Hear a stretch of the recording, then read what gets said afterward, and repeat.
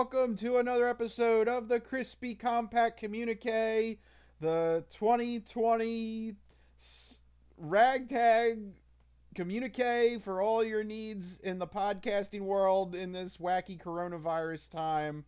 We're still putting together new content every week, something to give your ears something to listen to and update you in the world of sports, entertainment, and odd news. I am Rich Liebig. And I am Michael Costanzo. And here we are, another week in this crazy year of our Lord 2020. Mike, how are you doing, good sir? I'm doing good. It's the week of Halloween. Halloween's this weekend. I've got an Edgar Allan Poe themed background on Zoom if you're watching the video. The very ominous quote, "I became insane with long intervals of horrible sanity." You know, something to cheer you up a little bit heading into the fun festivities of the Halloween weekend. That sounds like a good quote for 2020 too. Yeah, it's a multi-purpose quote. Very I nice. became insane with long intervals of horrible sanity. Yeah. Very nice. So I'm getting in the Halloween spirit. Wearing an orange shirt for Halloween, Edgar Allan Poe background for Halloween.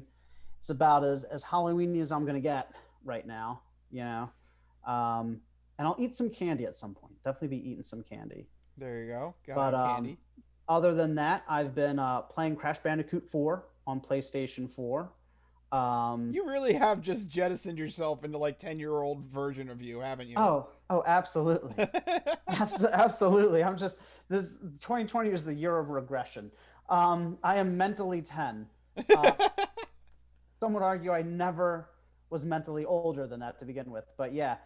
So Crash Bandicoot 4 came out, the first official numbered sequel for Crash Bandicoot since the PlayStation 1 days.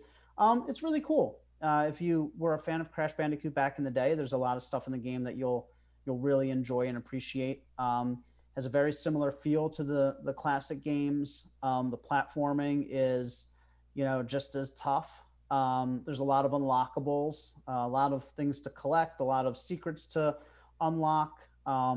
So it's definitely a very packed game for a platformer. You don't expect a platformer to give you a lot of meat to sink your teeth into, but it's got a lot of really great content there. So I've been enjoying that, and that's really what I've been doing mostly is playing Crash Bandicoot 4 and getting ready for the Halloween weekend. Oh, and also I should mention this. A shout out to my brother. He got engaged. Yeah, there you go. Our long lost associate producer, Bruno. Our long lost associate producer, my brother, he got engaged to his girlfriend, now fiance. It's really exciting. Really weird to say that, Rich. Yeah, Super weird to say that. Yeah.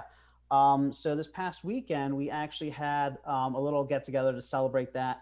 I bet your mom's excited. Oh, my mom is like, oh, she started to cry. It was hilarious because we had this little get together, right? And it was with, our little family unit and JB's fiance's family. And they were doing a picture. And my mom was just like crying. She was like a mess. She was just so excited. Typical Italian mom fashion. She was just so Stop so crying. thrilled. We need to take a photo. Oh, yeah, right. Yeah. I was like, oh my God, you cannot cry the entire night. No, it was you fun. will be dehydrated. Stop You'll crying. be dehydrated. Yeah, at least drink something while you're crying your eyes out. We had a lot of fun. So we had a little get together to celebrate. So that was a lot of fun. But it just goes to show you 2020, even though there's tons of crazy, horrible things going on, life continues. There's still good times, still things to look forward to. So that's what we were up to this past week. Rich, what have you been up to? Wow, yeah, now my plans just seem really stupid in comparison to that because Nothing as enlightening as that. no, because obviously I had to check out my man Borat with the new movie that came out this past weekend, and we will get into it in the entertainment entree. Yep. But yes, to honor the great Kazakh reporter, I have him in my background with the Windows XP default background. It's fun. Two completely different routes with our backgrounds, but they oddly ended up very similar. Yeah. Because If anybody's out there, I really recommend you watch the videos of these because if you're not, it's hard to get this. But if you're familiar with Borat and Edgar Allan Poe, they actually look quite similar. Yeah, And it's really, they both got wacky hair. They both got mustaches. They're both, for yeah, some odd reason, in our right corner of our screens. It's yeah, perfect. they're both a little weird and out there. Yeah, it's So perfect. it's really, really funny that we both went two completely different routes and ended up with very similar backgrounds. Yeah, Yours just, we usually don't, you know, talk about what we're gonna do for our backgrounds. This just happened, just normal, just on its own. yeah, yeah. So, but yeah, like Rich said, we'll be getting to Borat later. Did you do anything else besides watching Borat, or you just watch Borat on repeat? I know the first Borat was one of your favorite Yeah, movies. yeah. So yeah, we watched that. I finished up the Vow. I talked about that a couple weeks ago. Yeah. The documentary about the cult of Nexium, which is also appropriate actually mentioning that right now because the leader literally a couple hours ago, he was sentenced to 120 years in prison. Wow. So this was all So legit. Yeah. whatever they did was pretty bad then. Yeah, it was a whole big sex cult and A sex cult. yep. You want to Oh, yeah, you want to talk about a religion. There you go. now that's a religion I can get behind. I'll have to watch that documentary. This is gonna sound weird. I like cults. Not that I like cults, but I like the documentaries about. Did you want to join one? That was a weird way to phrase that. That was a really weird way to phrase that. I enjoy cults. No, Hobbies include cults, cults. candlelight dinners. No, I meant to say that I enjoy like documentaries about cults or Yeah. like learning about them. Like it's interesting, like the sociological and psychological aspects of it, and so I definitely have to check out that. It's HBO, right? The Vow. Yeah. Yep. Okay. Yeah. Yep. Very interesting. Grabs your attention. It's worth it. The whole 9 episodes. Can't recommend it enough. Very good. Okay. Okay, so besides entertainment things to watch, the other things that I follow are sports, and we have a nice hunk of football news to get to.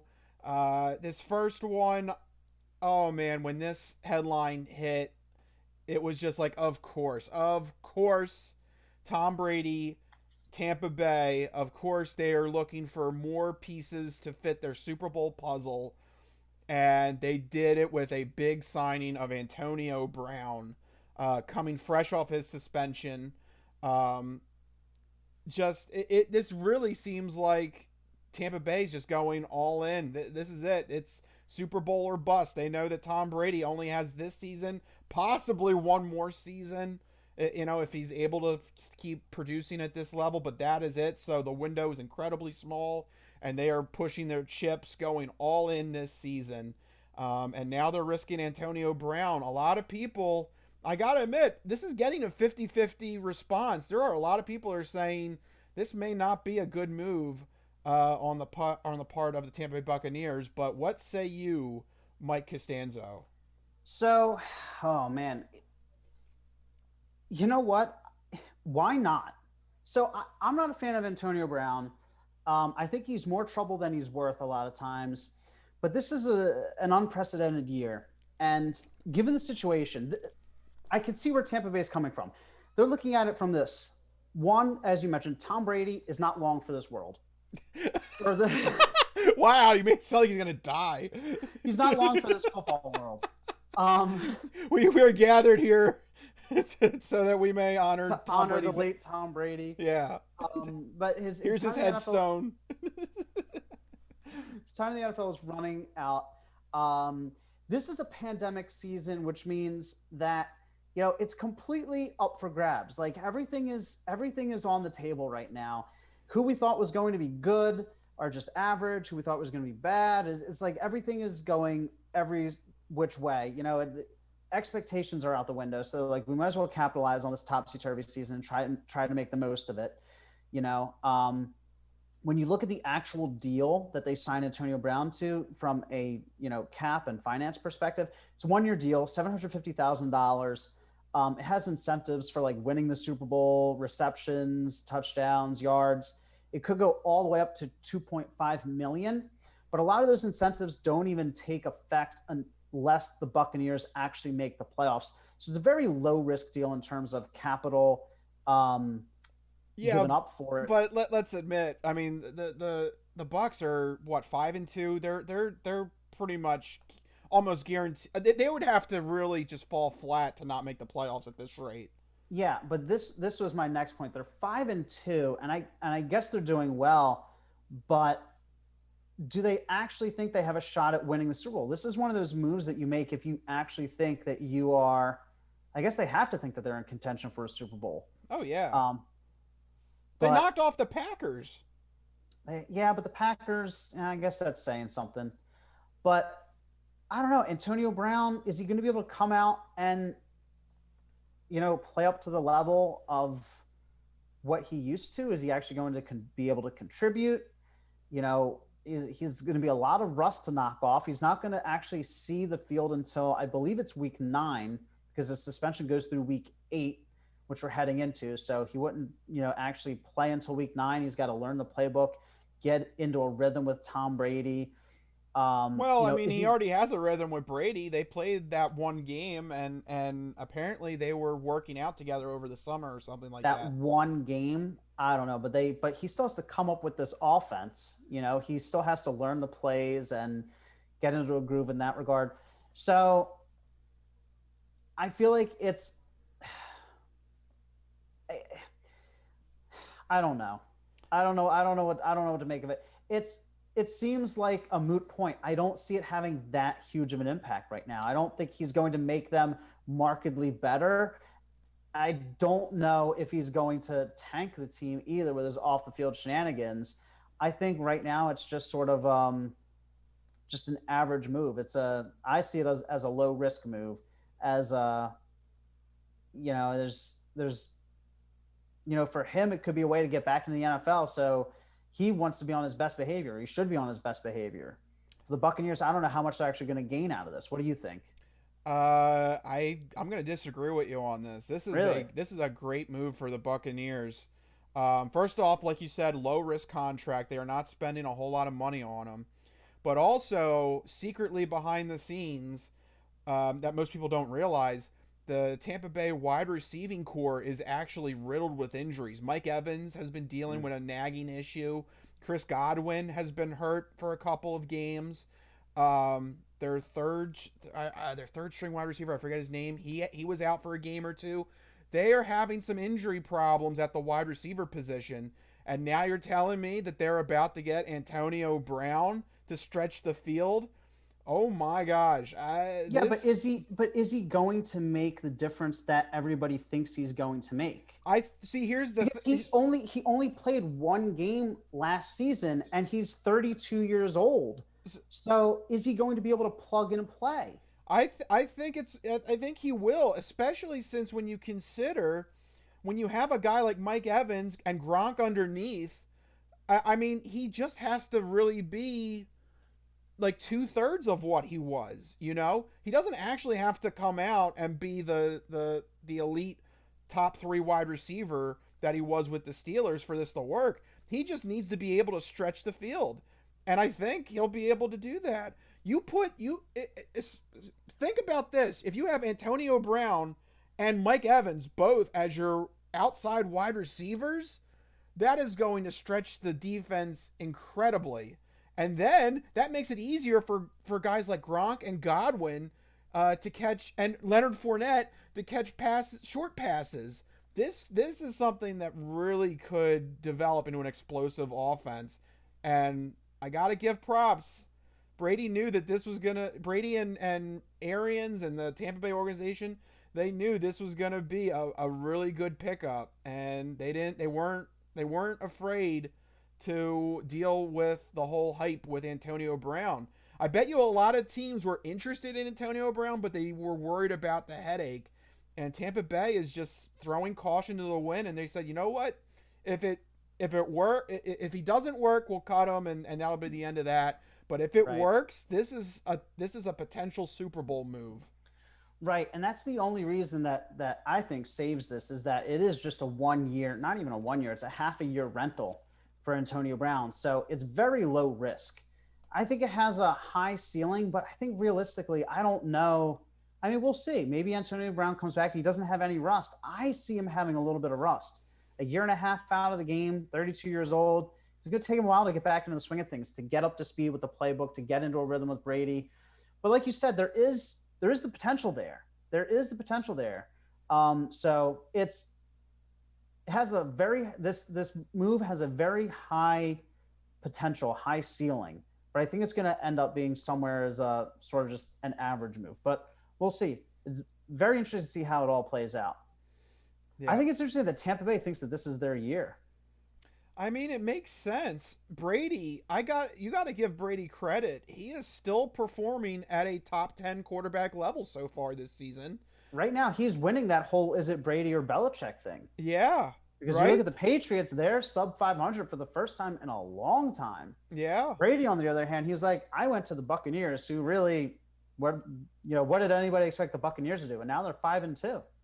So You know what's funny is a lot of people, and I think you've mentioned this too, is that a lot of the success with Belichick was that he wasn't afraid to move on from an established player a year or two before his drop would happen. right, And a lot of people are saying this is kind of the inverse now with Brady. Brady left the Patriots just as the ship was starting to sink. So it's interesting. interesting. Yeah, that is. So there you go, Buccaneers making a potential play to go all the way in a pandemic season. Yeah. I mean, if there's a year to do something crazy to try and win it all, this is that year. Anything goes in 2020. Yep, and they have a really good run defense too. I mean, this is there's ingredients there for a Super Bowl run. It's their division to lose because right now they're in a commanding position in the NFC South. Well, for the division, they have to beat the Saints because they already lost to them in the opener. So that's going to be their next really big crucial game. They have to win against the The Saints. Saints have been oddly struggling though. They have been, but that's going to be one they're going to have to put their foot That's down on the yeah. necks of their opponent. They need to come out and show that they're rolling at that point. That's going to be their big test. Right, right. Is the Saints. Yep. All right, so we're going from the cream of the crop to the bottom of the barrel because it's time for Futility Watch. Bringing it back, we are following the New York Football Jets, who actually gave a little bit of a fight to the Bills, but unfortunately still not enough. We've got to pretend, right?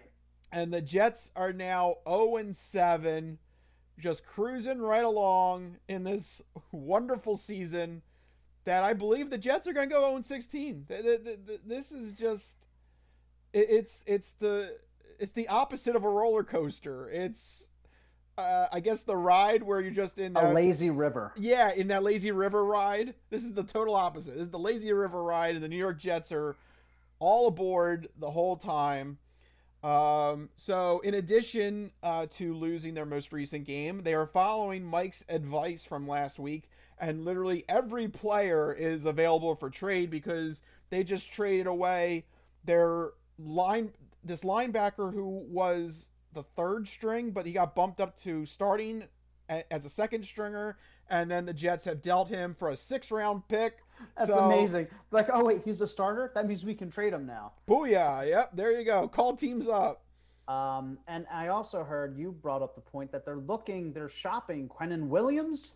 Yes. They're starting defensive lineman, I think. There is a rumor that they are shopping for Quinnen Williams, who just 2 drafts ago was the 3rd overall pick. So literally everybody is on the table. You know, I'm telling you. Fire sale. Why not? You really want something. If I'm the Dallas Cowboys, why am I not call for Sam Darnold? Think about it. Would that Sam Darnold? Think about it. The Jets are willing to get rid of everybody this season, and the Cowboys have no quarterback. Well, they have no quarterback this season, but I don't know. You start a quarterback controversy then, going into 2021. Jerry Jones isn't going to sign Dak. Is it Dak Darnold or Dalton? Well, yeah, all D's. The triple D. In Dallas. Dak Darnold or Dalton in Dallas. Everything is D's. I don't like this. Duh. Wait, hold on. Who's the Dallas Cowboys starting quarterback right now? I don't know. So yeah, third string practice DiNucci. squad guy. DiNucci. Oh no. Hold on. This is some weird conspiracy theory BS. So you got Dak, Dalton, DiNucci. Well, in all fairness, Dak is Dak Prescott's first name, so it doesn't quite work out. But he goes by Dak. There's too many D's, Rich. There's too many D's. Yeah, what is it? Soulja Boy. He had a song said "Throw some D's on it." What? Yeah, I'm not old, right? No, not at all, Rich. You're so young and hip. Yeah, he had a song, "Throw some D's on it." Yeah, that's Dallas. How does it go? Can you sing us? Can you sing us a verse? Can you sing us a line? Throw some D's on it. Yeah, throw some D's on it. Yeah, I sound like a damn commercial. Throw some D's on it. Rich, what are we gonna do with you, man? What are we gonna do with you? This is gonna be a clip. I have to edit this out. Dear God. Okay. So Dallas is trying to throw some D's on it. The Jets are throwing some L's on it. They're 0-7, and they got their 6th round pick, which is going to turn things completely. Oh boy. Here we go. Especially heading into a game with the Kansas City Chiefs. I mean, you could not have two more polar opposites. One team 0-7, the other team 6-1. How bad is it really, Rich? This is pointless to ask, but do the Jets have any shot of winning this game? Or is this just 0-8? We're just put it in the record book without even playing the game? Well, if you are bold enough to think that the Jets have a shot of winning, Vegas has them down as a 12-1 underdog. So if you really do believe that, go throw $20 on the Jets and see how well that does. The point spread for the upcoming Jets and Chiefs game, the line as of this recording is 19.5. So that means if you put money on the Chiefs have to win by 20 points in order for you to collect money. That's pretty bad for the Jets. That is insanely high. I think that even goes down as one of the top 10 point spreads in NFL history. It's definitely in that realm of insane point spreads, because you usually don't get that in the professional level. You get that in the college levels where you're dealing with mismatch of talent and recruiting and stuff like that. But in the NFL world, this point spread like this never happens. This is bizarre. Yeah, I mean, that's crazy. You don't see blowouts like that often in the NFL. The Chiefs would have to win by 3 touchdowns, essentially. That's insane. You very rarely see that. But if there's one team that they could pull it off against, it has to be the Jets. The Jets are just that bad. And in terms of at least the point spread, historically bad. So every week we say it, and just to reconfirm it here once again, I really believe, as you do, that they could go 0-16. Yep. We're going to see another winless team in our lifetime. Yep. For those that are gambling addicts like me, I would not recommend betting on this game either way. No. Doing some research, when a team has been favored by more than 20 points, only one team ever actually covered that point spread, and that was the 1976 Steelers. They were facing off against the winless Buccaneers, who were an expansion team at the time. They were 27-point favorites, and they actually won the game 42-0. Every other instance when a team has been favored by more than 20 points, unfortunately, they don't cover 20 points. They still win the game, but they don't cover. So what you're saying is actually bet on the Jets to cover. I would never, ever recommend in the year of our Lord 2020 for anybody to physically put money on the New York Jets. Ever, ever, ever, ever, period. But I will just say you may want to be cautious in staying away from this game if you're a bettor. Okay, so there you go. The official recommendation from Rich, gambling expert: don't put any money on any games that the Jets are involved in. Well, not if the point spread's this huge. Okay. That's just a lot to ask for in an NFL game. Yeah. Avoid it like the plague. If the point spread's this big, yeah. Yeah. But any other spread that's lower than this, go ahead, bet against the Jets because they're gonna go 0-16. Speaking of speaking of betting, Rich, what do you think the Eagles' chances of winning the Super Bowl now that we beat the incredibly potent 1-5 New York Giants by 1 point to take a commanding lead in the NFC Least division? Man, can you feel that Super Bowl hype, Rich? This is it. This is the turning point. I don't understand. I saw a post on Reddit. They're like, "Did you know that in all the previous seasons the Eagles made the playoffs, that a game against the Giants was the turning point? We went on 4-game winning streaks after he been." Yeah, like what are people trying to say? What hope are people holding on to here? This is nonsense. People are like, "Oh, we have a chance to win the division." Okay, congratulations. And then what? Mike, What? you're dealing with Philadelphia fans. We're all delusional. We're Yes, insane. they are. We are clogged up to our eyes in cheesesteaks and tomato pie, and we don't know what to do with ourselves. All right, every single sports franchise has disappointed us in the past year, so we don't know what to do. Coronavirus is getting to us. The streets are gonna start rioting any moment after this past week. It's it's just everyone just trying to grab those faint strings of hope that maybe there is something to this season that we can do. But yes, if you analyze how these games have gone for this Eagles team, it is embarrassing. Just look at this Giants game. They were down by 2 scores with 5 minutes left to go. This is a game they should not have won.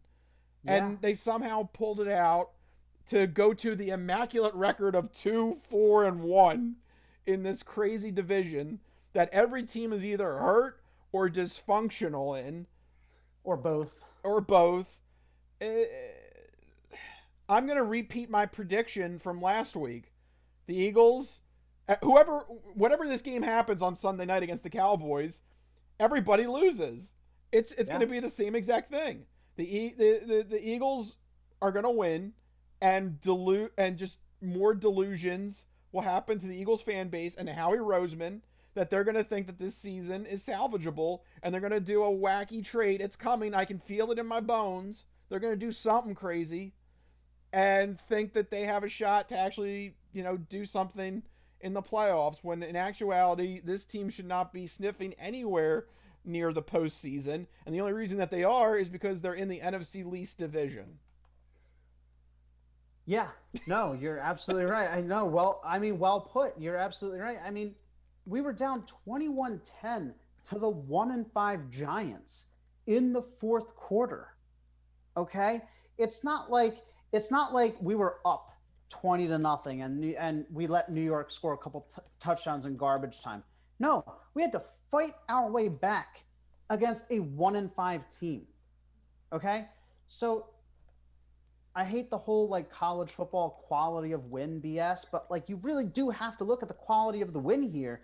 Was it a quality win? I don't know. It doesn't seem like it to me. The Eagles didn't really do all that much. Wentz still got sacked a couple times, turned the ball over. We had a couple of fumbles. Our leading receiver was Richard Rodgers, our third string tight end. The most exciting things you could take from the Eagles this season are the emergence of Travis Fulgham and Jordan Mailata. These two unsung offensive heroes. Jordan Mailata looks like he could become our starting left tackle. He's doing, for his first time starting games in the NFL, really, really well. And Travis Fulgham, every week that passes by, it seems like he could be the real deal. Another 5-reception game for 70-some yards. He's now, I think, 8th in the NFL in yards per game. And he came out of nowhere. So, maybe he keeps that up. But in terms of making it to the playoffs, sure, we'll probably make it to the playoffs. That's if the Washington football team doesn't creep up behind us. Hey, that's a real possibility. They now have division wins over Philadelphia and Dallas now. Washington football team, here you go. I really want to see a future where the football team is in the playoffs and they have to announce the football team. You know, I would like to see if this does happen. I want to see Washington win the NFC Championship, so they actually have to engrave it on that little rinky-dink NFC Championship the trophy. football team. Yeah, football team. Not the Super Bowl. I don't want them to win the Super Bowl, but just that little that piece of trash championship trophy that Bill Belichick always looks on with such disdain. He hates those conference championships. Have you ever seen him look happy with one of them? No, no, he always looks pissed. Yeah, he thinks it's a dumb idea. Oh, but the football team would be thrilled to get one of Yeah. those trophies, Yeah. especially after this season. But just to put things into perspective, you're thinking maybe, the Eagles can turn it around. I counter with this. I saw this statistic about how historically comically bad the NFC East is this year. They have a combined record of 6-19-1. But 4 of those wins have come within our division. Again, with teams, the best team has 2 wins. So you remove those 4 wins, collectively, our division is 2-15-1. And one of those wins came against, I think it was the Falcons, who are abysmal. And Yeah, that was the comeback win against Dallas. Yep. Yeah, and I can't remember who the other one was. But it was Eagles against San Francisco. Oh, that's right. We did wins against San Fran. Okay. So that was, I guess, a quote unquote legit win. But 2-15-1. We also tied the Bengals. Yep. So Hey, that's a half of a win. that's a half. Sure, I Woo! guess. But I don't want anybody to get any crazy ideas about the Eagles actually being good, the Eagles going on a run, and that this Giants game is going to spark some grand comeback, and we're going to win out the rest of our schedule. We're going to finish the season, 11-4-1, What? whatever nonsense we're seeing. Not going to beat the Saints and the Seahawks and the Packers? I don't think so. No. I hate to break it to you. Yeah, All right, there you go. That's a wrap up on the Eagles analysis. There you go. Bam. So very disappointing. That's fine because we have to get to our Fantastic Four picks. 4 games that we think you should keep an eye out for this week in the football realm. So, Mike, what are we going to go with? 4 games. All right. First up, we have a division rivalry, a battle of 2 AFC North teams. The Pittsburgh Steelers travel to Baltimore to face off against the Ravens. Rich, who do you like in this game? This is an important matchup. This could very well determine who wins that division down the line. Yeah. This could be the difference between getting a home game in the playoffs and being a wild card and having to be on the road for the duration of the playoffs. So this is there's a lot at stake at this divisional game. I'm gonna go with the Steelers. They're still playing. They're still playing at a great level. They're pulling out wins in tough and gritty manners. They looked pretty good against the Titans. I mean, I know that the Titans had a little bit of a comeback in the second half and almost tied it with a field goal, but the Steelers, as long as that defense is as strict as it can be, I think between these two teams, the Steelers are more secure and are less likely to make those mistakes that cost you to lose games versus the Ravens. We saw the Ravens that sometimes that offense doesn't get going like it should, especially in that game against the Chiefs that they had earlier this season. I know the Ravens are home, but I don't know. I like the swagger the Steelers are putting on right now. Okay. Well, I'm going to go with I think the easy choice here and go with the Ravens at home. I mean, stellar defense, one of the top rushing attacks in the league.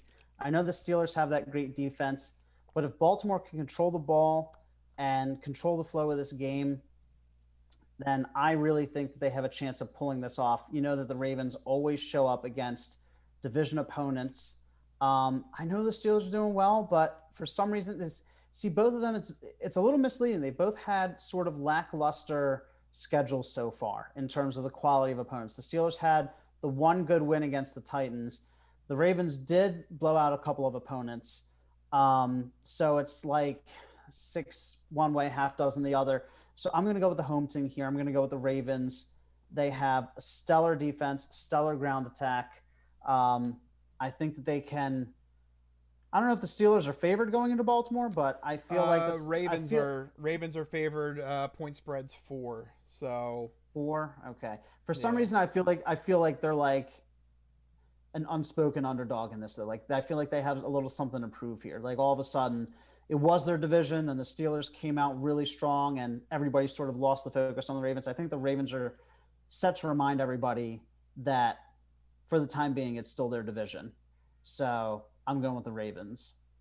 All right, what's Next up, next? we have an NFC West battle. The San Francisco 49ers are traveling to the Seattle Seahawks. It's a Sunday afternoon game. Rich, who do you like in this one? Yeah, division games are just like the one we had before. Division games are tough to predict. You They know, are. there's different emotions. There's different um, motivations going into the game. The 49ers coming off of a big win against the Patriots. Seattle losing a heartbreaker in overtime to the Cardinals. I think if I had to take motivations into account, I think Seattle has to come out and win this game. Um, if if they don't, they're gonna have back to back division losses in a very tight NFC West. That could really slow down the momentum that Russell Wilson built up the first 5 games of this season. Um, I think this is on the verge of a must-win game when you think about it for Seattle. There's a lot of things that could go wrong if they lose this game and it's back-to-back division losses in that tough NFC West division. And the 49ers they still have injuries to deal with. They're going to be on the road in this one. And Jimmy Garoppolo is good, but I don't know if he's enough to go, you know, punch for punch with Russell Wilson in this one. I like Seattle at home in this one. Yeah, I was going to touch on the aspect of the 49ers being injured. They also lost games to the Eagles and the Dolphins. And I'm just saying, when you're losing to the Eagles and the Dolphins in back-to-back games in the same season, That was when they were injured and didn't have Jimmy Garoppolo. Just okay, fine, fair enough. They were injured. They trying didn't to have be Jimmy fair. Garoppolo. Trying to be fair, I still think that the Seahawks here. I mean, it's Russell Wilson. That team. They've proven themselves time and again. I think they just signed somebody, or they just picked up somebody, or did I miss Uh, something there? But I with either Seattle. I thought they did, but I might be mistaken. The point though is the same. I like Seattle at home. The 49ers, there's still a couple of question marks there about them. So I'm going to go with, the tried and the true and stick with the Seattle Seahawks. Okay, Next up, what's we next? have the New Orleans Saints at the Chicago Bears.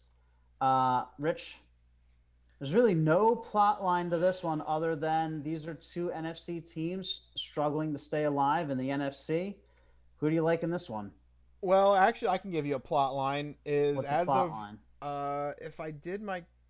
if I have my stats up correctly, both of these teams are second place in their division. So if the season were to Okay. end today, these guys are fighting for wild card spots. So this is Okay. actually a crucial game when it comes to things like that because conference record is very important in tiebreakers for wild card seeding. So this is Fair enough. actually important in terms of where teams end up for the postseason. Um, this one this one bothers me just because of how poorly the Bears played on Monday night. I was really starting to dig the Bears. Their defense was top 10 in most categories that you want to see for in terms of how good a team is. And then they just kind of they ran into a wall with Nick Foles and David Montgomery that their offense can't balance out their really good really good defense. Eventually, you Yeah. get to a point in every game where the offense has to for lack of a better word, take over, but I'm not saying like air assault. But at some point, the offense has to get going. The offense Right. has to buy you time so your defense can rest on the sideline, can regroup, and that you're in control of possession. And that game on Monday night, it just never happened. Nick Foles and David Montgomery, they couldn't put together a sustained drive. And unfortunately, no matter how good your defense is, if you can't come up with sustainable drives, you're not going to win games. And this may be the turning point where we're starting to see that happen with this football team. Um, I hate to say it because I love Nick Foles, but I think the Saints are going to pull this one out.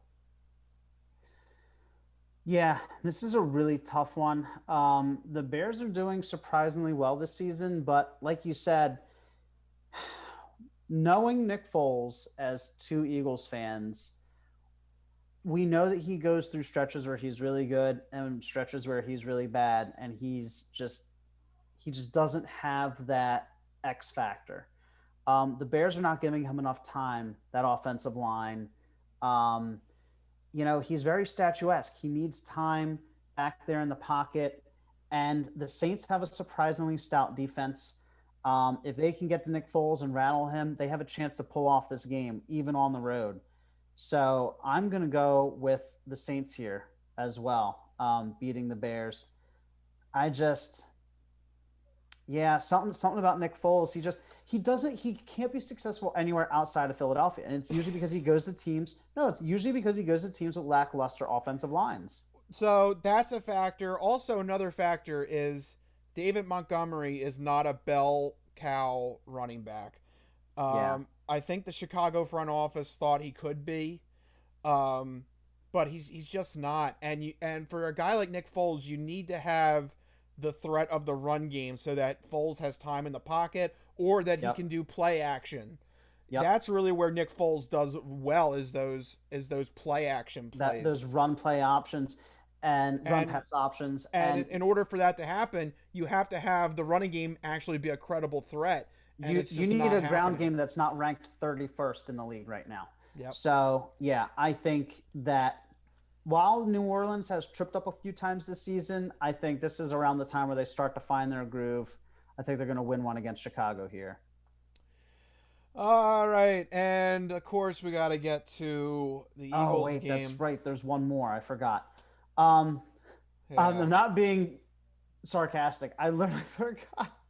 We have the Dallas Cowboys coming into Philadelphia. It's our first matchup against the Dallas Cowboys for the season. This is always a very exciting game. It's a Sunday night primetime game because I'm sure the NFL thought this was going to be a lot more exciting than watching two and four teams trip over one another to try and get to the finish line. Rich, who's going to stumble across the finish line first? I'm going to repeat my answer. Literally, this is going to be a game everybody loses. Everybody involved in this game is going to lose. Dallas will actually lose this game. The Eagles will win, but then have the fake sense of belief that they could actually do something this season, and they're going to try and actually put together a comeback to win this division. And everybody that watches this game is going to lose because this is not going to be. It's going to be a sloppy game. Maybe Wentz finally connects with Foldham, and maybe you see a couple bombs go his direction. But other than that, this is not going to be a fun game to watch. Everybody loses. That's my prediction. I mean, just like last week, you're right. I don't see a way that this game ends up positively in the grand scheme of things. I mean, yeah, the Eagles will win, but like you said, it's just furthering this narrative that we might have this, miracle come from behind underdog Cinderella story season. I just don't see that happening. The one positive for the Eagles, the word is that we could get our first round draft pick Jalen Rager back. So maybe he in the lineup gives us a little bit of a spark, and we get to see some fireworks. Um, More likely than not, it creates timing and um, chemistry issues with Wentz because they haven't really had a lot of time to play and work together. So I could definitely see some issues where it always seems to me like Wentz plays worse when the starters are in than when he has to carry the team on his back. Is that just me? maybe Like I don't know. Maybe like whenever that's Alshon and Deshaun Jackson are in, it's just. But anyway, so it might be fun to see Rager finally play if he is cleared to do so. But like you said, this is a loss for everyone. yeah. I mean, the Eagles will win. They should win because Dallas is now on their third string quarterback. If you can't beat Dallas with a third string quarterback, you don't deserve to play anymore. So Well, just when you think it can't get any worse, it does with this division. So rest assured, there's going to be something else that goes wrong in this division. Don't worry, Mike. It's coming. well, one good thing for the division is that at least we'll get another win in the combined win loss column. Yep. So there you go. That's our Fantastic Four picks for week number 8. And it is time to leave the sports realm and go to our entertainment topic. The guy that's right behind me. I always point the wrong way no matter what I do. This way. Time to talk about his name of Borat. Borat 2 hits Amazon Studios. You can, if you have a Prime subscription, you can watch Borat 2. And this movie caused a lot of interesting waves. Mike, I don't know, where do you want to start with this? There's a lot of things to talk about. Can I just start with a plea to humanity in general? Can we not quote Borat for the next 14 years straight? Why not? He's a very nice guy. You love quoting Borat. Yeah. Um, no, I know that's one of your favorite movies to quote, so I Yeah. won't take it from you.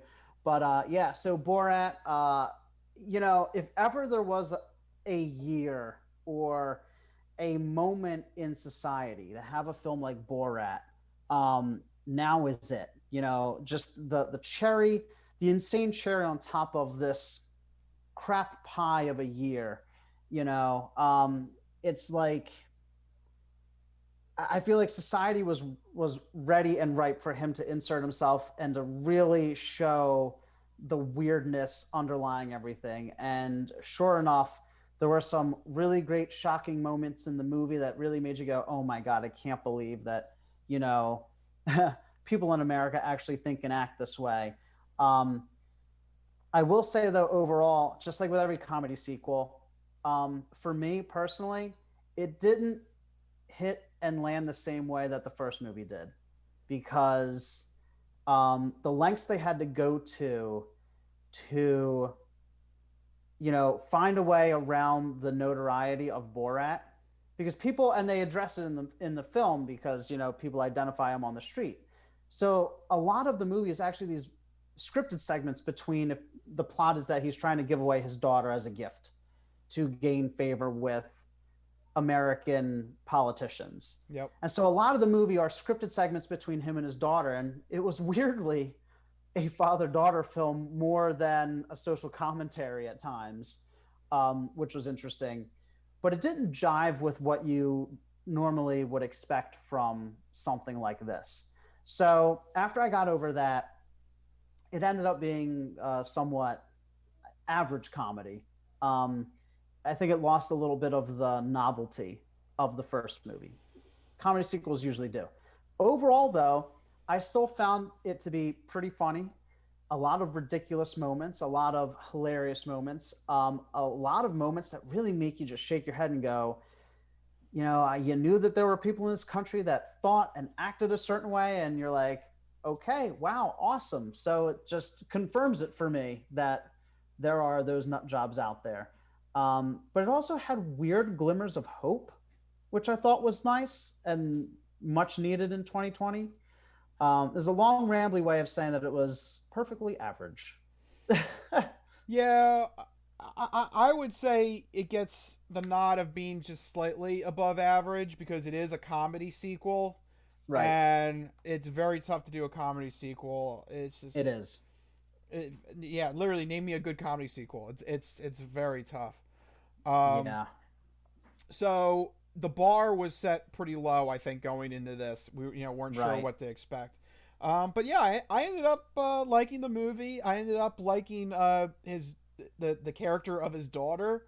She's to She me was funny. she's to me the hidden gem in this story, because that's one of those, if she doesn't hit her notes well, the whole movie kind of falls apart, but she did a really good job holding up her end of the movie, and she was really funny in some of the scenes that she did.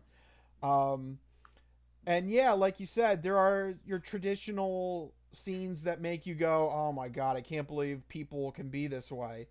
But then there are some glimmers of hope, and the thing I want to mention in this is shout out to the FedEx guy Oh my doing God, the doing the faxes constantly back and forth.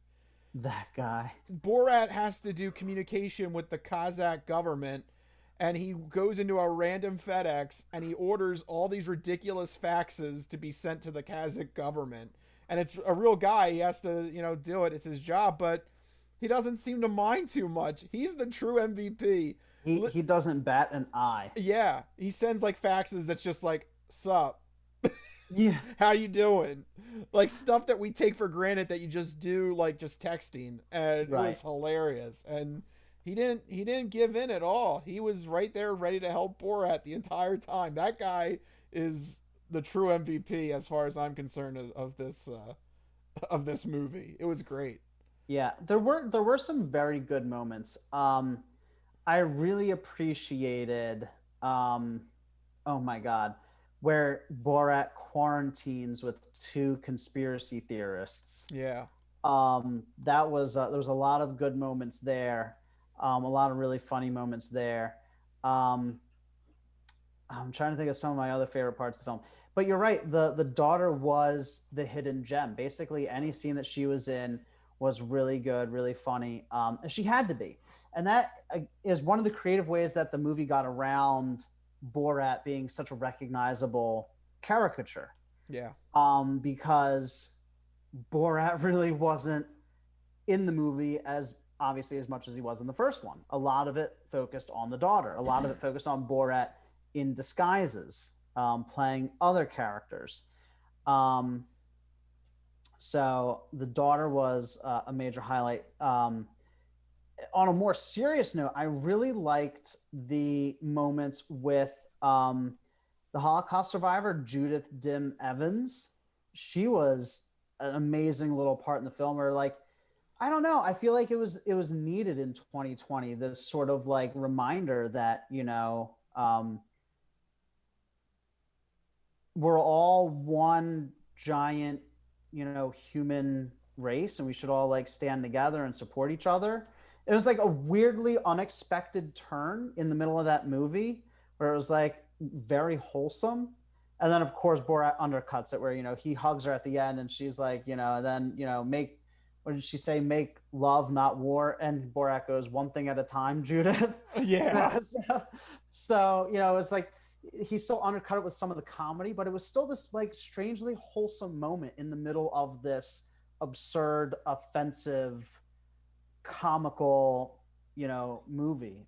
So the Holocaust survivor was a great moment, and also the babysitter was another really good moment.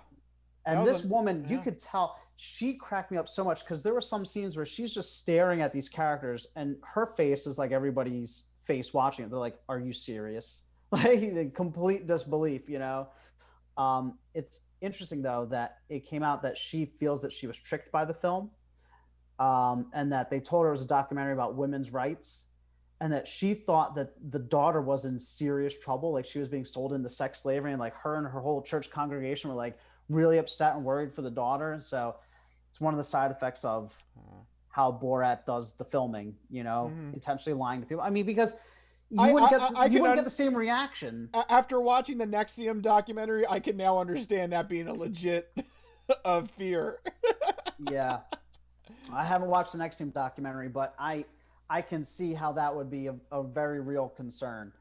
A lot of people came out and said that, they're more outspoken this time around about how they felt Borat was, tricking them and very misleading. Rudy Giuliani. Yeah, that one. Oh, not good. Not good. What do you think, Rich? So this is interesting because this is actually getting another weird like 50-50 response. There are people defending Rudy Giuliani that he wasn't, he didn't have promiscuous intentions with the reporter. Man, I don't know. Here's what I'll say. Whether or not his hand down his pants was him trying to start something sexual, the fact of the matter is he still is willingly going with that girl into the private bedroom. He's eager to go in there. There's definitely an ego trip where he's thinking this could end up in some sexy times. So you're doing an interview with a stranger, and you're just like, let's go to the bedroom. Why? For what reason? Why are you going to the bedroom? And here's something different. Here's something else I got to point out. So somebody tried to make this about, like, this is like a tactic that they do, because in Bruno, they did the same thing with Ron Paul. But here's the difference. With Ron Paul, first off, he's an old guy. You're not trying to do anything sexual with him. But also, they actually tell him, there's a problem with the equipment. We need you to go to a separate room for a little bit. They actually gave like a technological, reason. We can't shoot right now. Please go into this private area with Bruno. This was after the interview. This with Rudy Giuliani was after the interview, and this young girl is just casually saying, "Come into my bedroom." He also says, "Let me get your number and address." Yeah. Rudy thought he was going to get some action. Rudy definitely thought that he was about to get some action. I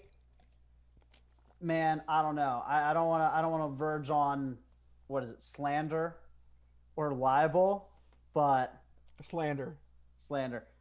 It's not looking good for good old Rudy, is it? No, I that movie sunk his career. So nice job. Good job, Sacha Baron Cohen. Yeah. But overall, I enjoyed the film. It wasn't spectacular. It wasn't as good as the first film, by the nature of, a comedy sequel. But there were some hidden moments, some hidden gems in there, like you mentioned, the daughter, the weirdly wholesome moments with the Holocaust survivor and the babysitter, the really absurd revelations of like Rudy Giuliani, and the moment with the conspiracy theorist and the cotillion ball, or that was a little weird. Yeah, that was a little weird. Oh my God, good moment there. But overall, an enjoyable film. Yeah, if you basically, I put it to this: if you enjoyed the first Borat, it's worth a watch to see the sequel. Yeah, if you have Prime, it doesn't cost you anything. It's an hour and a half of your life. Watch it. If you don't like it, it's an hour and a half. Just, you're not spending money to go see it in a theater. Right. Basically. Right. That's the whole takeaway here. Yep. So there you go. Our entertainment section there, a review of Borat 2. So we've done sports, we've done entertainment. Oh yeah, there was something I wanted to mention with Borat. I texted you the names of the aliases. Oh yeah. I just love some of these names. John Chevrolet. That was my favorite. John Chevrolet. Boy, American on top of American there. Very American. I love this one personally. Cliff Safari. That's a hell of a name. Cliff Safari. These are the fake personas that Borat is using to, disguise himself while in America, because he's so recognizable. Yeah, and he also used Dr. Philip Drummond III. That was a good one. Very regal. Very regal. So maybe next time we need a fake name, I'm gonna use Cliff Safari. That was Cliff Safari. Okay. That's pretty good. I like Johnny Chevrolet. Yeah, Johnny Chevrolet. There you go. That's you, Mike. So there we go. Me. That's our aliases if we ever have to go into witness protection program. All right. So now with that in mind, let's do some odd news. We got to hit a quick odd news story here. And Mike, this one is in Florida. So would you do the honors? Yeah. Who is this effing guy in Florida? It's Florida, and they're crazy. Yes, they are. They're crazy in Florida. And, last week's story happened in a gas station. This one's happening at a 7-Eleven. Okay. Like, I mean, very similar clientele and business model, I guess. it just seems to me all these people are hanging around gas stations and 7-Elevens like it's like a casual hangout. That's where weird stuff tends to happen too. Like, I don't know. Like, whenever I go to a 7-Eleven or a gas station, unless it's Wawa, I'm like in, out, hello, goodbye. I don't care. Like, I need to get going. Like, What? You mean you don't go to the 7-Eleven for a good night out? no, Come on, what's wrong with you, Rich? no. Yeah. Maybe just to look at the hot dogs roll over and over and over and over and over again. That's a little mesmerizing sometimes. Yeah, that's a fun night out. You can go to 7-Eleven, spend 1, 2, 3 hours there. You're just watching. Oh, whoa! You're just like watching meat. just just rolling Just constantly. roll away. It's so, yeah, very interesting. You're making me want a gas station hot dog right now. Good luck with that. But here's something that would be pretty interesting, I think, if this happened at your 7-Eleven. Okay. We are going to follow the case of Vanessa Lee Jones. Okay. She's a 38-year-old woman who decided to hang out at her local 7-Eleven in St. Petersburg on Wednesday morning at 11 o'clock. Okay. So she's So, going down to 7-Eleven, early, gonna hang out there a couple hours. Yeah, why not? yep. She was there for a little bit of time when suddenly she got the urge to strip off her clothes and pleasure herself in the front of the store. Okay. Okay. All right. Sure. Well, but she was enjoying watching the hot dogs roll around too. Oh yeah, she has. We have the same hobby. We You look have the same hobby. I think two different outcomes, but at least I hope two different outcomes. Yeah. No, I'm just watching. She's actually taking this to the next level. She's Wow. taking it to the next level. She wants. Oh boy. She needs some meat. When fingers aren't enough. So Yeah. I went there. Yes, you did. So she's watching the meet and she's having a good old time down there at the 7-Eleven in more than one way. Yeah. I'm assuming that police were called. So yeah. So first off, she spent a significant amount of time, and then she started What's a significant amount of time? I'm guessing like 30 minutes to an hour or something like that. Because usually 7-Eleven, that's usually in and out. You usually don't hang around. Right. It's like it's you grab your, whatever, your cheap gas station hot dog and you're done. Yeah. It's not a shopping trip. Well, maybe that's what it is. Maybe instead of like going to the mall or like to a fancy outlet store, this is her version of it. She's just You get together with friends. You're like, hey, you guys want to go to the 7-Eleven today? It's like, yeah. And you go and you hang out all day at the 7-Eleven. You're like, oh man, look, a bag of chips. Oh, look, rotating hot dogs. Let's pleasure ourselves in front of the store. Sounds good. I'll meet you there at 11 a.m. Yeah, right. At 11 a.m. on a Wednesday. On a Wednesday. Yeah. I'll meet you there. First thing. Oh my God. Yeah. So the cops apparently weren't called right away. They know that it was this woman, Vanessa Lee Jones, because a child's uncle was there and recorded the entire incident. He was just doing his civic duty, right? Yeah. He's like, I have to get evidence, quote unquote. Back away, Billy. Back away, Billy. Uncle needs this. You're in the shot. Uncle needs this. Go away. Uncle needs this. Go away. Ew, God, that's gross. Uncle needs this. Go away, Billy. Just go back to the car.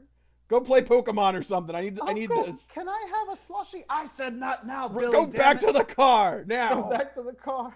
I need to do this. This is very important for evidence purposes. For evidence, yes. Yes, lots of evidence. Lots of evidence. I have 25 so I have 25 minutes of evidence. Oh my God, that's so messed up. Yeah.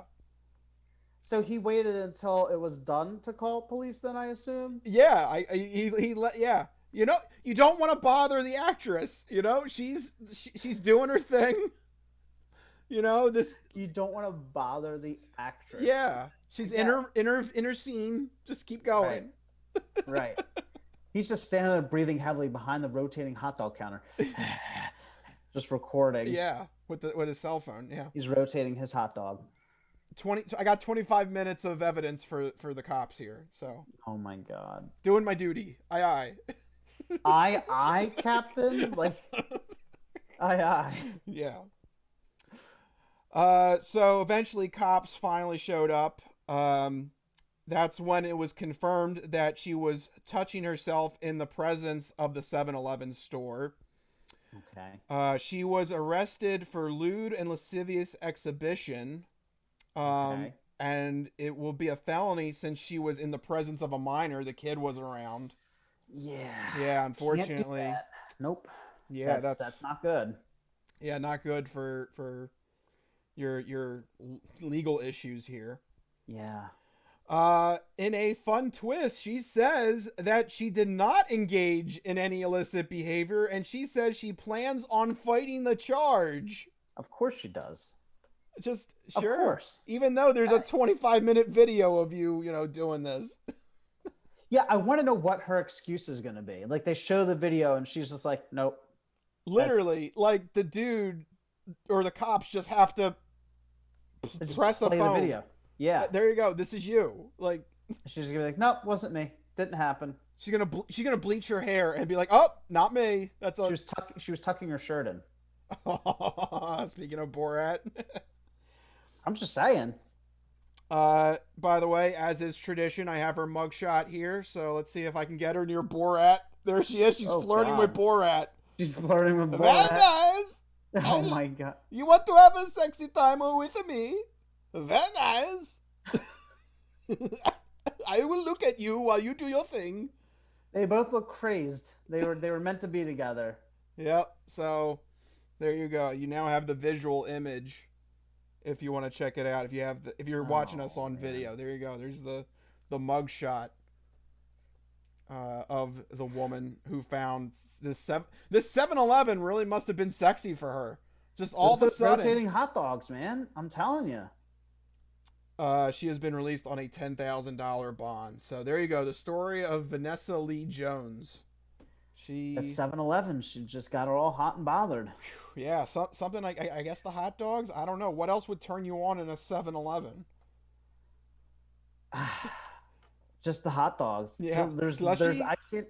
Is it the slushy? Maybe, I don't know. Maybe it was the slushy, the hot dog and the slushy.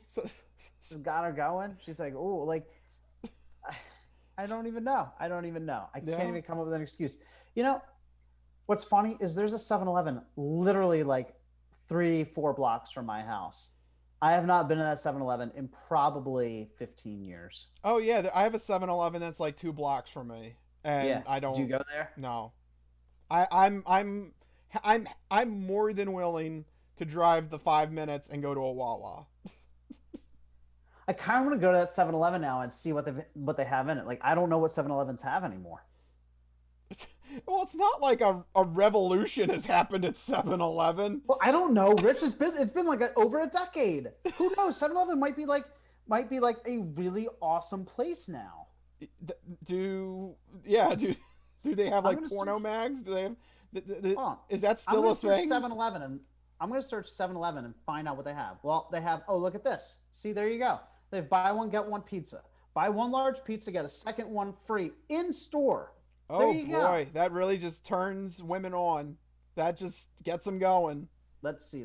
What are the food that? Oh, they have healthy choices in food. They have hot foods. Let's see what hot foods they have. Do they have anything pumpkin spice?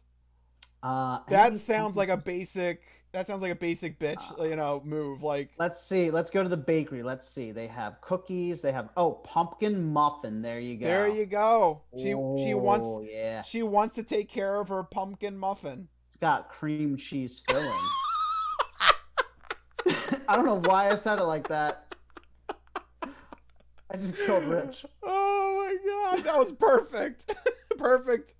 That's what she wanted. She wanted her muffin. They have a Pillsbury stuffed waffle. Oh boy, there you go. Perfect.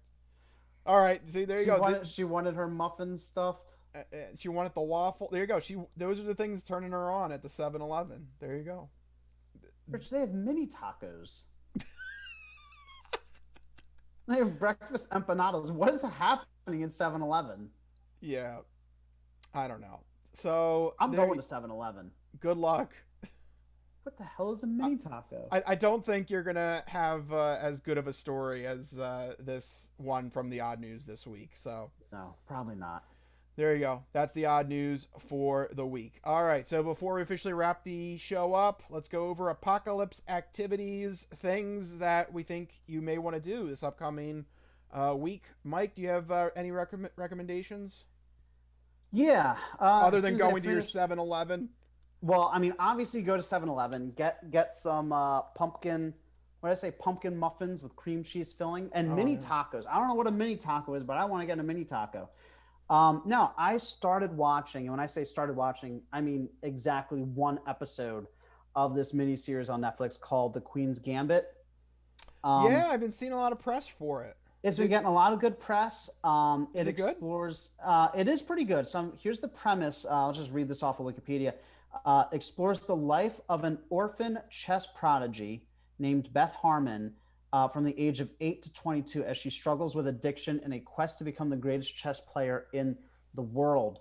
So the first episode that I watched was really good. It starts, um, I guess, in the middle of the action with her later in her life about to play a chess tournament and then flashes back to how she got her start playing chess. And the first episode is really interesting in that she, as the premise says, she's an orphan. So she's in this like boarding school type orphanage and she's trying to navigate the waters of um, back then they heavily medicated children and people in mental institutions. So they're giving these kids um, basically sedatives, and the effect that that has on her, and she discovers the game of chess, and so she's dealing with at a very young age addiction and also just has this brilliant mind for chess. So it's setting up this interesting drama, at least in the first episode. I'm really interested to see what the rest of the story has in store for us. I know that it's gotten pretty good scores, about 8 out of 10s across the board in terms of Metacritic. It's 7 episodes, all of them 45 minutes to an hour. So not a huge time sink if you want to watch a quick mini series. So I recommend that. I'm going to try and watch a little bit more of it, but the one episode, just the pilot episode that I watched, has got me really interested. It's setting up a lot of great uh, dramatic character arcs. I'm really interested to see, where this character goes. And then also, you learn a little bit about chess as well, and talking about the different openings and the different chess terminology.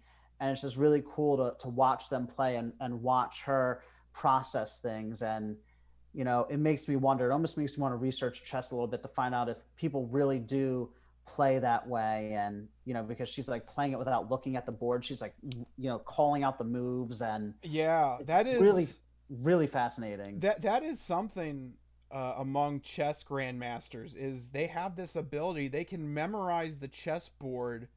Yeah, Many of them don't actually physically need the chessboard. It is actually a right. common thing that they do.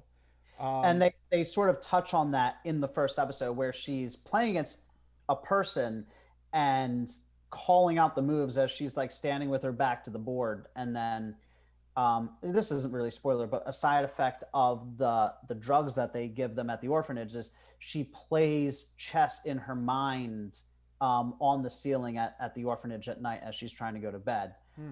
It's very trippy, those scenes, but it's really really interesting, and I love watching the relationship of this little girl who at the time, girls don't play chess. Hmm. Girls, the chess is like a man's game. And the story sets it up that this is very atypical, that one, a girl is playing chess, and two, someone this young is playing chess. um, and so watching her relationship with the other children in the orphanage, and also this person that's teaching her chess early on. I won't give away too much as to who's teaching her chess, um, but it's kind of interesting, and I want to see more about this character that's teaching her chess, because he's sort of uh, mysterious, kind of like random person to be her mentor. Yeah. So yeah, I've been seeing previews for that. So that's good. I'll have to check that out for myself. Yeah, absolutely. Queen's Gambit is Yeah. pretty good so far. Rich, what do you recommend to people? So my recommendation is that with the election coming up, I would say follow the channel 538. They have a lot of great content that's coming out this week. They are an objective, just look at the numbers, kind of news center for all things election. And it's really cool. They have these different infographics and maps and strategies for how the candidates are going to try and win the electoral college and the races in the Senate and the House. And overall, they just do a great job of trying to stay as objective as possible. One of the things I love in it is they have a custom confidence meter, which Interesting. I might adapt as my new personal confidence meter. Okay. They rate things on a scale of 1 to 5, and this is how they break it down. 1 is no, not gonna happen. 2 is meh, like Right. maybe but probably won't. 3 is that there's a shot. I could see it happening. 4 is I would bet money on it. Okay. That's really why you like it. And 5 is this is a hill you need to die on, belief. Wow. Okay. And I just thought that was a really clever way to do a cool custom confidence system. Yeah. So I enjoyed that, and I like the fact that they put. Yeah, I'd be willing. I'd be willing to throw some money on it. Like that's a good 4. I like that. That's good. That's really the only reason you like that system. Let's be honest. Yeah. But 538, they do a really good job. It's not just politics, but they do a lot of like advanced sports statistics, which is Yeah. whenever you hear a weird statistic, like a really like head scratching one, or we pull out some random ass number, it's usually 538 is the source of, that's where all these people are getting these things from. So, sports, politics, they do a lot of that's their whole gimmick is like it's all numbers based. It's all Yeah. like you hear like quote unquote advanced analytics. It's that type of stuff. They're crunching the numbers. They're predicting stuff based on trends and why can't I think of the word I'm looking for? Like odds and stuff like that. Yeah. So it's very interesting. It's very like a sciencey way of looking at things from purely a numbers perspective. Yeah, so I would say with the election coming up, if you've never checked out their channel or their content, I would recommend doing so. All right, but we are well over our time. It is time to start to wrap up this episode of the Crispy Compact Communiqué. Thank all you guys for watching and supporting us during this crazy coronavirus year. If you like what you heard, make sure you go to our website, thecrispynoodle.com. Make sure that you are following us on Facebook, Twitter, Instagram, all the social media platforms and all that fun jazz. That's right. You can also subscribe to our channel on YouTube where you get the video version of this podcast, but you can still get the audio version of the podcast when you subscribe to the Crispy Noodle podcast on iTunes, Stitcher, Spotify, and Google Podcasts. You get the latest episodes downloaded for free every week. So make sure you subscribe to either our YouTube channel or the podcast service of your choice. That's right. We also have a SoundCloud page where we have the mini noodles, the best bits of the show shrunk down into a quick 2-minute promo clip that you can easily listen to with friends and family. The craziness that is the Crispy Noodle podcast.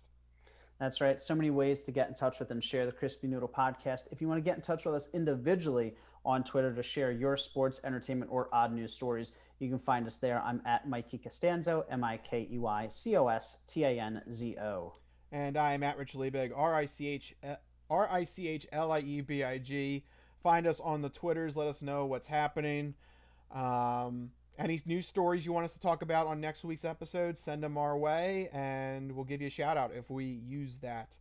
But for right now, my mouth is getting dry. I'm out of water. So that means we got to start wrapping this up. This has been the Crispy Compact Communiqué, the 2020 variant of the Crispy Noodle podcast. Let us be the Crispy Noodle in your vegetarian salad of life and boring news. Anything else to add, Mike? No, everybody have a happy Halloween this weekend. That's right. Enjoy your Halloween weekend. Until next week, we'll see you then. See ya. Later. Bye bye.